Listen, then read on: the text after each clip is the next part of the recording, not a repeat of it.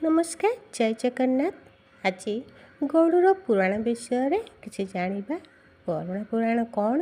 भगवान विष्णुकर वाहन गरुड़ को ए पुराण विषय भगवान विष्णु कही कि कौन पाई गरुड़ पुराण रे कौन सब अच्छी। मृत्यु पर आत्मार यात्रा गरुड़ भगवान विष्णु को पचारे मनीष मरिया पर तांको आत्मा कौन होइथाए, मृत्यु पर कौन सब घटे।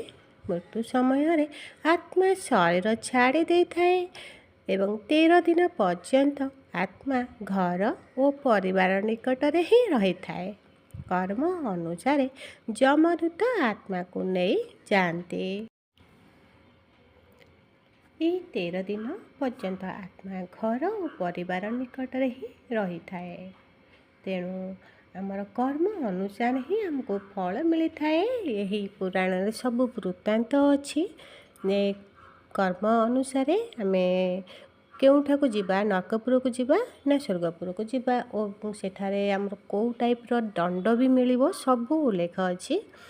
ताहले पुण्य करथिले तो आमे स्वर्ग को जीवा, पाप करथिले नरक जंत्रणा भोग करने को पड़ी थाए। कर्म फल नहीं कि ही हमको भोगिबा को सब पड़ी थाए। तेणु गरुड़ पुराण कहे कि भल जदि आमे काम करिबा ताले स्वर्ग सुख मिली थाए, स्वर्ग को गमन होई थाए। जदि आमे खराब कर्म किछि करिबा ताले दुख और सहित नरक जंत्रणा मध्य मिली थाए। तेणु दान और धर्म कले परलोकरे शांति मिलवा सहित जीवन पाई मध्य किछि शिक्षा एथिरे दिया जायछि जे सत्य कहिबा, माता पिता को सेवा करिबा, दान धर्म करिबा, काहाको कष्ट न देबा, भगवान को सदा स्मरण करिबा। यही पुराण आमको शिखाए जे मनुष्यर कर्म तार भविष्य ही निर्णय करि थाए। तेणु यही पुराण पढ़िले बहुत शिक्षा मिली थाए। तो चलतु आज जानिबा किछि भल कथा। आज भल भावना रे दिनटी आरंभ करवा उचित। जहाँ घटुची से किछि भी भल लुचि रही। निश्चिंत निजको भल पाओ, सबु किछि सहज लागिबो। छोट खुशी मध्य बड़ शक्ति दे थाए। तेणु सबुबले हस हेउछि सबुठार सुंदर औषध। तेणु सबुबले खुशी रे रहिबाको चेष्टा करिबा कथा।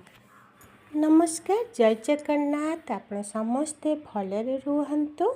आपण मानकर दिनटी बहुत भलरे कटो। जय जगन्नाथ। नमस्कार। जदि ये वीडियोटी आपको भल लगी तो दयाकोरी वीडियोटी लाइक और शेयर करेंगे, ता सहित चैनल को सब्सक्राइब करेंगे। जय जगन्नाथ। नमस्कार।